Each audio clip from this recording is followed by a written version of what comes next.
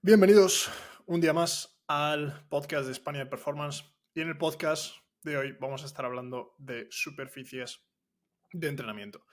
Una vez más, si estás escuchando esto dentro de la plataforma de podcast, es decir, si no estás viéndolo por vídeo, que sepas que en YouTube también lo tengo en formato de vídeo. La mayoría del tiempo voy a estar directamente hablando a cámara, pero sí que muestro de vez en cuando algunas gráficas, algunas cosas. Sobre todo son anotaciones que yo suelo hacer en mi día a día, en la manera en la que yo tengo de entender las ideas. Entonces, si has visto episodios anteriores,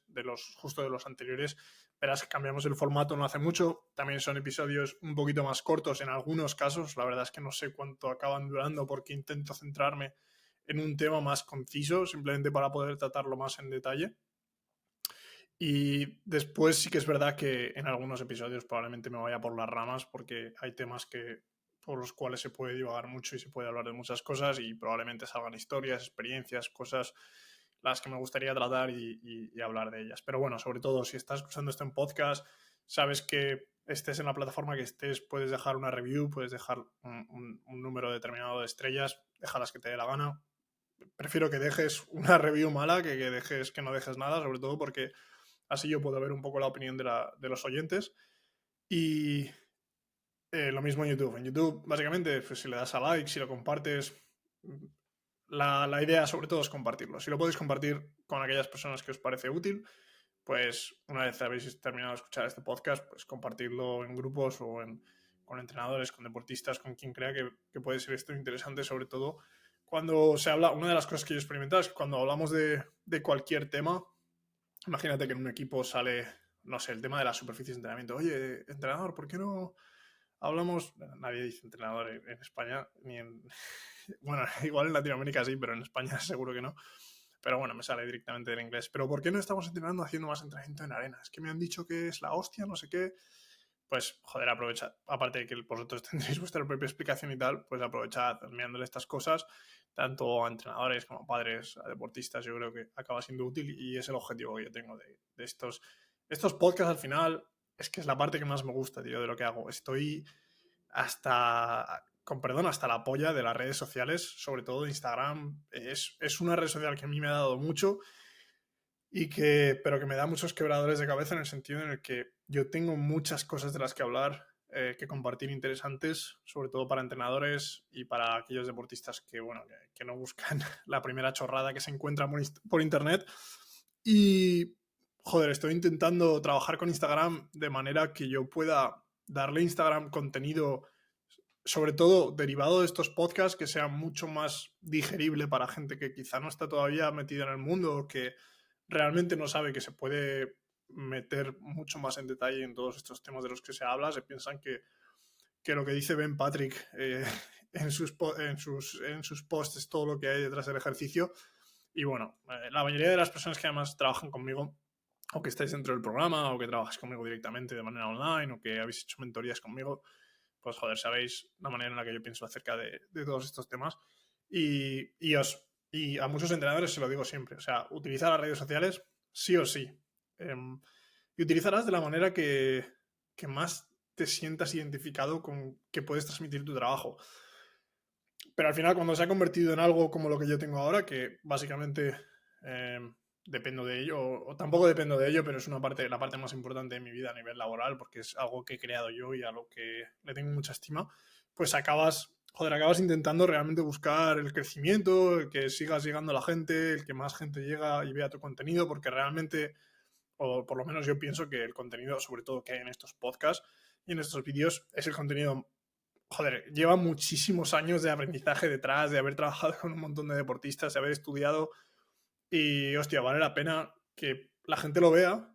y entrenadores lo vean para que lo copien y lo utilicen ellos. Para que ellos luego pues creen su contenido dándole la vuelta que tengan que darle de tuerca o puedan utilizarlo con sus deportistas o lo que sea. Entonces, ahí está el objetivo y por eso las redes sociales, tío, cada vez, el TikTok, Instagram, cada vez todo se vuelve más corto, tienes que llamar mucho más la atención y sería gilipollas si no dijera que hay que adaptarse porque es lo que hay que hacer y punto. Pero encontrar una ruta, como he hablado otras veces, en la cual tú puedes ofrecer de todo. Puedes ofrecer ese contenido de mierda porque sinceramente, algunos vídeos que he subido y que han tenido muchas visualizaciones son unos vídeos de mierda, pero que a la vez sé que a mucha gente le va a interesar porque es una manera muy fácil de hablar de las cosas, o te vuelves muy extremista con algo cuando realmente no eres tan extremista, pero necesitas hacerlo para llamar la atención. Y he encontrado esa ruta, ¿no? Que es de la que hemos hablado en otros episodios del podcast, que es subir este tipo de contenido que lo necesitas para llegar a más gente y luego pasar a un contenido como este que al final a mí es el que más me llena y sobre todo a todas aquellas personas que sois entrenadores y comprendéis el entrenamiento, sé que a vosotros os gusta mucho más. Entonces, bueno, compartir esta parte de mi contenido yo es la que aprecio más que esos vídeos que a veces hay que subir y bueno, es lo que hay. Vamos con ello. Speech motivacional para empezar, pero vamos a hablar de las superficies de entrenamiento porque es un tema que para mí es interesante, sobre todo porque cuando llegas a comprender un poco respecto a la física y biomecánicamente cómo afecta al cuerpo, utilizar diferentes superficies de entrenamiento o simplemente diferentes superficies, acaba siendo muy útil para tus deportistas. Una de las cosas que hay que tener claras es que y yo lo tengo muy, muy en cuenta, y es que la mayoría de entrenadores o deportistas no vais a tener acceso a todas estas superficies. Eso es así. Probablemente de manera individual cada uno pueda llegar a tener ese acceso, pero en cuanto trabajas con un grupo y tienes que mover a un grupo, tienes que mover a un equipo y tal y cual, o necesitas un espacio para ti, se vuelve mucho más complejo. Entonces, yo creo que esto es simplemente, si tú tienes la disponibilidad de cualquiera de estas superficies para que, joder, te plantees utilizarlas y darle un poco de más de variabilidad al entrenamiento, que es lo que se busca muchas veces sin tener que estar cambiando ejercicios todos los días, es una opción que para mí es muy interesante. Y yo que he podido trabajar en universidades y que he trabajado con equipos profesionales y en Dubái, en Estados Unidos, he tenido la opción de tener acceso a todas ellas y al haberlas tenido me llega a plantear, yo siempre he sido muy escéptico, ¿no? Pero me llega a plantear, joder, tenemos todas estas superficies que pueden ofrecernos diferentes características a niveles a niveles de física, de fuerza, de la expresión de la fuerza, que es al final nuestro trabajo. Joder, pues vamos a intentar utilizarlas tanto con aquellos deportistas que lo pueden necesitar más o que se ven obligados a realmente utilizar esas superficies, como aquellos que realmente no lo necesitarían porque podemos seguir entrenando sin necesidad de utilizar estas superficies, pero si las tenemos, añadimos variabilidad al entrenamiento, añadimos algo divertido más al entrenamiento que para aquel que es un deportista y está entrenando 6 horas al día, pues es bastante útil. Entonces, lo primero de todo es que en muchos casos las superficies de entrenamiento hay entrenadores que o les dan una importancia increíble y dicen, es que tú eres un deportista de vóley, tienes que meterte a vóley playa porque el trabajo en vóley playa va a explotar tu rendimiento, porque la arena, etcétera, etcétera. Y ya vamos a explicar por qué se puede concebir. Y ese entrenador tiene razón, pero esa manera de expresar el resultado que se puede conseguir con una superficie puede llevar a muchos deportistas que digan, pues yo entreno en arena y punto. Es verdad que yo no creo en extremos y no creo que eso nunca llegue a suceder. Incluso ahí está el otro lado de los entrenadores que básicamente demonizan simplemente porque, hablando de la interferencia, que es algo que está muy de moda respecto a un tipo de entrenamiento que puede llegar a interferir con realmente tus objetivos finales de rendimiento. Ponemos el ejemplo de vóley porque es el más claro y el más fácil, en el que te dirán, pero si tú trabajas en vóley en pista, realmente no te interesa trabajar en vóley playa porque, joder, tú tienes unas necesidades elásticas, que nos meteremos en ello acerca de estas superficies. Entonces, ese tipo de entrenamiento, al centrarse en otro tipo de propiedades a nivel físico y a nivel de expresión de fuerzas, pues van a interferir con las capacidades que a ti realmente te interesa mejorar. Y esto realmente no es así, sobre todo porque tenemos que tener en cuenta el volumen de trabajo que nosotros estamos realizando en cada una de estas superficies. Un deportista que lleva trabajando durante años en una pista como tal no va a perder esas capacidades por estar entrenando una vez a la semana dentro de un trabajo de arena. Ni una, ni dos, ni tres probablemente, ni aunque se pase 3 meses haciendo trabajo de arena, va a perder esas capacidades elásticas que ya tenía, porque esas capacidades siguen siendo trabajadas en menor medida, quizá no vayan a mejorar, pero probablemente se van a mantener, incluso simplemente por el efecto de la variabilidad y de potenciar otras capacidades de interacción de las fuerzas, acabamos mejorándolas, pero nos metemos más adentro ahora cuando hablemos de manera práctica. Entonces, para todos los que estéis viendo el vídeo, y para los que estéis escuchando en podcast he puesto básicamente las imágenes. Empezamos desde el agua, pasamos de agua a arena, a césped, a un parquet, ¿vale? Y la última de todas es una pista de atletismo, pero que está, digamos, fuera del dibujo que yo tengo aquí. Entonces, pasamos del agua, que es la superficie que menos reacción de fuerzas de reacción con el suelo ofrece, a la pista, que digamos que es la superficie que más fuerzas de reacción contra el suelo ofrecen, ¿vale? Lo dibujamos igual en el sentido de que el agua es la superficie en la cual los tiempos de contacto van a ser mayores, y pasamos a la pista en la cual los tiempos de contacto van a ser menores. Al final vamos a hablar de por qué para mí las pistas de atletismo quizá como no entran de esta categoría, porque las capacidades que nos proporcionan a nivel de expresión de fuerza son diferentes debido al material y al objetivo con el que ha sido creado este tipo de pistas. Entonces, empezando por el agua, vamos a empezar uno a uno, ¿vale? Una de las cosas que tenemos que tener en cuenta es que al haber organizado las superficies así, es muy fácil de comprenderlas. Las queremos comprender a la hora de cómo vamos a utilizarlas en el entrenamiento, para qué nos puede ayudar esa superficie a la hora de mejorar el rendimiento de un deportista, o incluso a la hora de salir de una lesión, de la vuelta al juego, del retorno, digamos, de ese deportista, y cómo cómo este tipo de superficies nos pueden ayudar. Entonces, el agua se encuentra básicamente en el extremo, debido a la resistencia que ofrece el agua. Se encuentra en el extremo como hemos conectado. Vamos a encontrarnos con las mínimas fuerzas de reacción contra el suelo, y todo esto está interconectado. Nos vamos a encontrar con la máxima cantidad de tiempo de contacto con el suelo. Por lo tanto, esto lo que va a provocar es que en un ratio de demanda entre demandas musculares y demandas elásticas, y demandas musculares estoy hablando de demandas propulsivas en las cuales las capacidades elásticas no tienen una contribución tan elevada, pues nos vamos a encontrar que en ese ratio las demandas musculares van a ser mayores, es decir, esas demandas puramente propulsivas, y las demandas elásticas van a ser menores. Estamos hablando de un ratio, de proporción, ¿vale? No en total. Entonces, lo que sucede es que debido a estas demandas que se ponen, es que el impacto es mucho menor. El impacto básicamente podríamos definirlo como las fuerzas de reacción contra el suelo. ¿Qué pasa? En el momento en que nos encontramos con una superficie como el agua, para mí es una superficie idónea para el retorno del deportista después de una lesión, sobre todo en los estadios iniciales, en los cuales tenemos que empezar a apoyar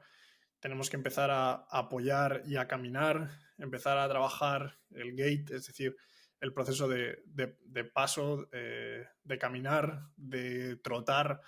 de empezar a hacer algo de impacto, es decir, algún tipo de salto, de pliometría, entre comillas, porque el tiempo de contacto puede ser tan elevado que no podría ser pliometría realmente.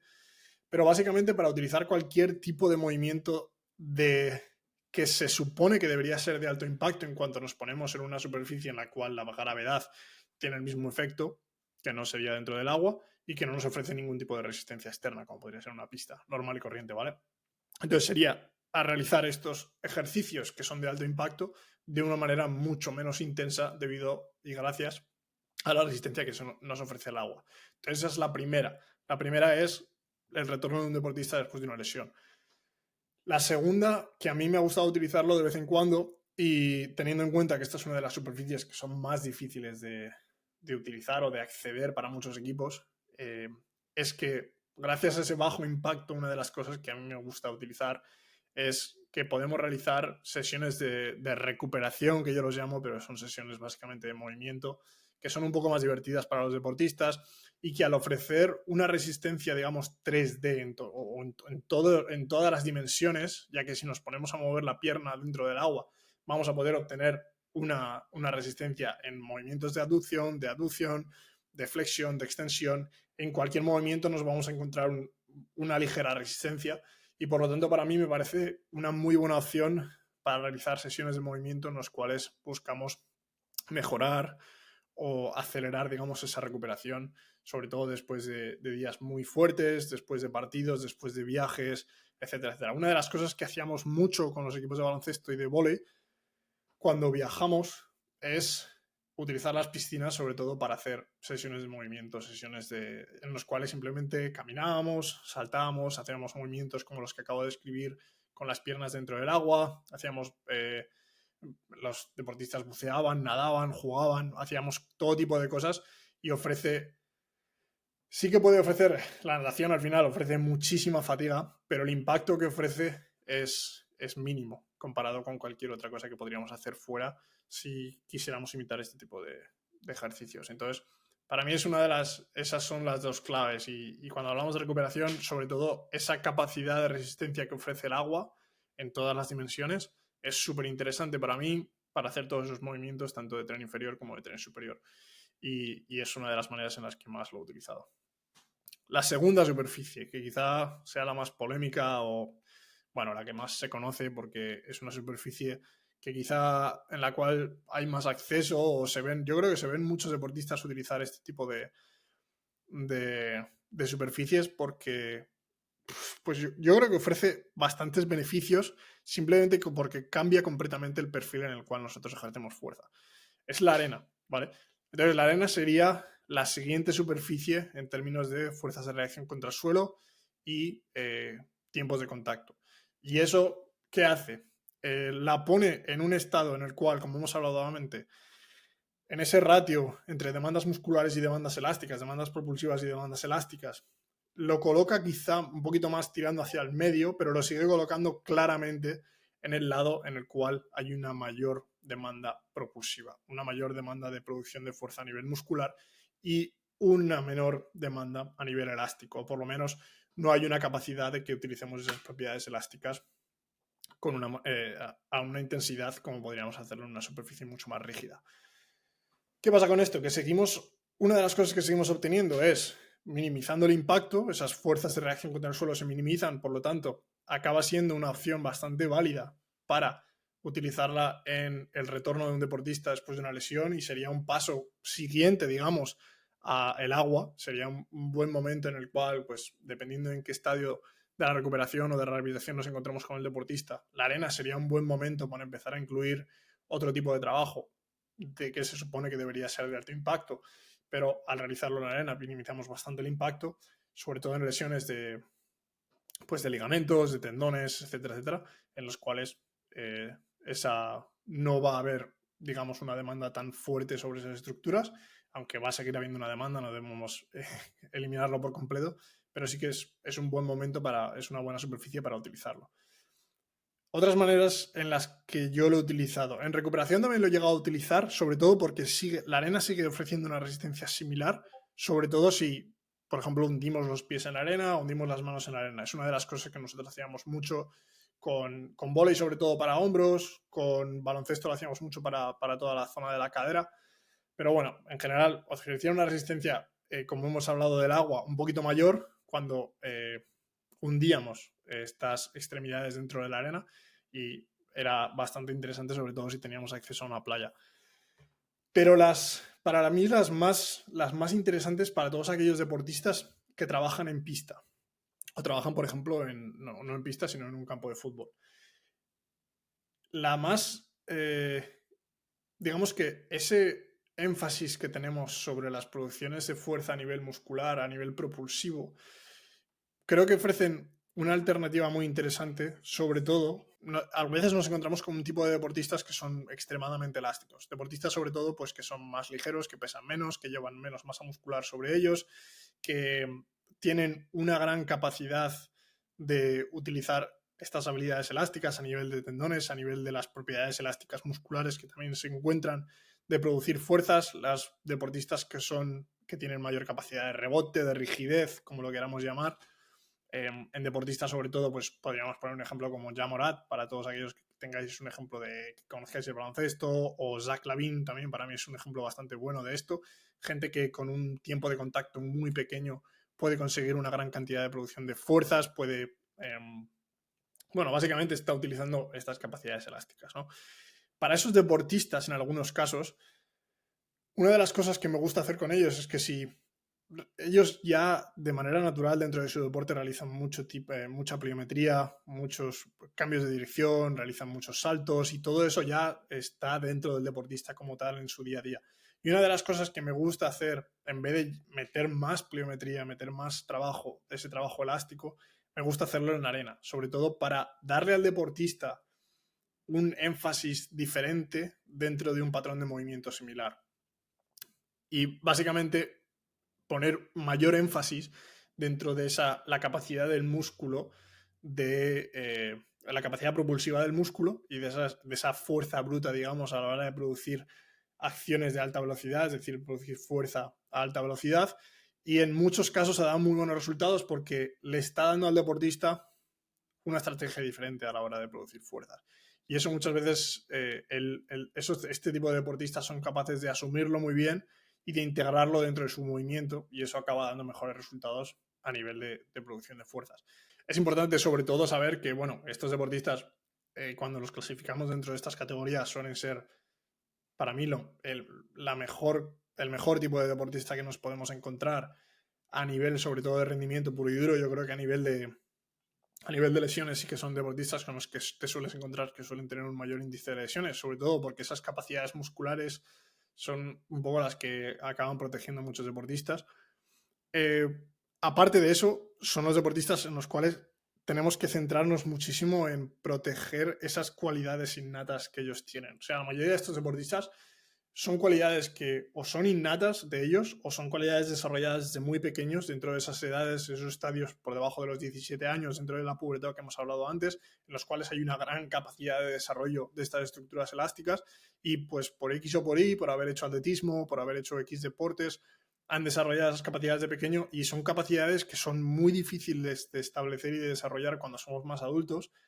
y que son cualidades que desde mi punto de vista, si un deportista se vuelve muy obsesivo con el gimnasio, con el trabajo de fuerza, con ese trabajo de dominancia muscular, sí que se pueden ver dañadas en cierta manera. Es más, yo sigo pensando que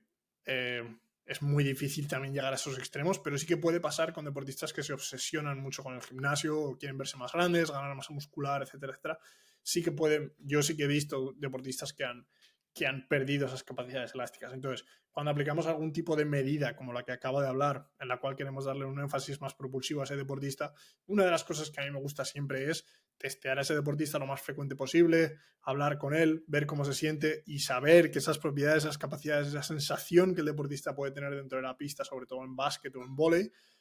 las mantienen. Quiero saber que las mantienen, quiero saber que esa fluidez la mantienen, que esa reactividad la mantienen, que esa ligereza la mantienen y en muchos casos no queremos perderla. Es verdad que en ciertos momentos de temporada en los cuales estamos centrándonos en alguna cosa se puede perder momentáneamente, pero a largo plazo, si yo voy testeando y durante un mes, digamos durante 2 meses enteros, esas capacidades las veo o en bajada o perdidas directamente, pues me gusta alterar bastante el entrenamiento para volver a dar un énfasis al deportista que, digamos, que le dé mayor ventaja a todas esas propiedades elásticas innatas que tiene el deportista. Entonces, tener eso en cuenta, sobre todo. Otra de las cosas que utilizamos es, con el resto de deportistas también hacemos esto, es decir, que si vemos que los deportistas ya están vaniendo bastantes contactos dentro de pista, que digamos que no son contactos realmente intencionales, porque en muchos casos no hay una máxima intención detrás del contacto, porque es un deporte en el que hay muchas cosas sucediendo a la vez y el contacto sigue siendo, las fuerzas de contacto siguen siendo extremadamente altas, pero digamos que la intencionalidad de producción tras ese contacto no es tan grande. Una de las cosas que me gusta incluir es el trabajo de arena para esos deportistas, para que ellos mismos puedan digamos, de manera más intencional buscar esa producción de fuerzas. Y después, pues la parte de especificidad deportiva que puede entrar dentro de este tipo de deportes, como puede ser el vóley playa. O también sé que se juega balonmano playa, pues al final son deportes que se van a jugar en arena y son deportes en los cuales yo, cuando he trabajado con ellos, nunca he trabajado con balonmano en arena, pero he trabajado con vóley playa, sí que incluimos mucho trabajo específico dentro de la arena, es decir, trabajo de sprint, si hacemos algún trabajo de cambio de dirección, que conmigo casi nunca se hace, trabajo de plío, trabajo de saltos, ese tipo de trabajo sí que me gusta hacerlo en la arena, porque al fin y al cabo, tal y como con un jugador de vóley, con un jugador de básquet, haríamos trabajo de pliometría, trabajo de carrera o trabajo de cambio de dirección en la pista, lo haría también en la arena, igualmente por la especificidad de la superficie. La siguiente superficie sería el césped. El césped ya empieza a ser, en cuanto ya nos volvemos más específicos y se juegan deportes más conocidos dentro de estas superficies, son superficies que se vuelven quizá menos útiles para aquellos deportistas que trabajan en esas superficies que ofrecen unas reacciones de fuerza menores. Al final van a ser superficies más lesivas, entre comillas, o que van a ofrecer unos perfiles de resistencia mucho más complejos de manejar. Y por lo tanto, cuando lleguemos a la última sí que hablaremos de esto. Pero el césped, una de las cosas, y en muchos casos veréis que estoy hablando pensando en vóley y pensando en básquet, porque son mis deportes principales. Básquet es el deporte que yo he jugado, vóley es un deporte con el que he trabajado con muchos deportistas, entonces es un deporte que conozco. Pero sobre todo con estos deportistas con los que trabajamos en pista o deportistas, incluso con fútbol también, es que con cualquier deporte en realidad que trabaje en superficies con zapatillas, me gusta utilizar el césped para hacer un trabajo descalzo. El trabajo descalzo que nosotros hacemos realmente, para mí, es aprovechar, digamos, una vez más, todas las acciones de un impacto moderadamente más elevado, como puede ser algún tipo de carrera, como puede ser algún tipo de trote, como puede ser algún tipo de pliometría, tanto extensiva como intensiva, algún tipo de salto. Todo eso me gusta incluirlo descalzo dentro del césped. Simplemente porque es una superficie que es mucho más fácil de manejar para un pie, porque sigue ofreciendo un menor impacto, sobre todo a nivel del complejo de pie-tobillo, una mayor pliabilidad del pie dentro del suelo, y que al no ofrecer un impacto directo con las estructuras óseas del pie, pues al final no va a dañar tanto el pie, o no va a producir probablemente daño, algún tipo de contusión o algún tipo de fractura. Básicamente el de impacto directo que sufrimos con la planta del pie. Entonces me gusta utilizar para este tipo de actividades el trabajo descalzo, sobre todo porque le da la capacidad al pie de moverse un poco más, de todas las estructuras que tenemos del pie, de todas las articulaciones que se encuentran dentro del complejo de pie-tobillo, le da una mayor capacidad de moverse, sobre todo por la presión que ejercemos contra el suelo, básicamente sin tener una zapatilla de por medio, que básicamente la zapatilla normalmente se va a comer esa presión. Y al poder introducir esa presión directamente con el pie, lo mejor sería el pie desnudo completamente, sin ningún tipo de calzado, ningún tipo de calcetín, pero si se puede hacer con calcetín también va a valer la pena. Y bueno, pues algunas personas también te hablarán del grounding, de esa capacidad de entrar en contacto con el suelo directamente a través de nuestra piel. Yo sí que creo que tener la piel directamente en contacto puede tener beneficios, sobre todo a nivel sensorial.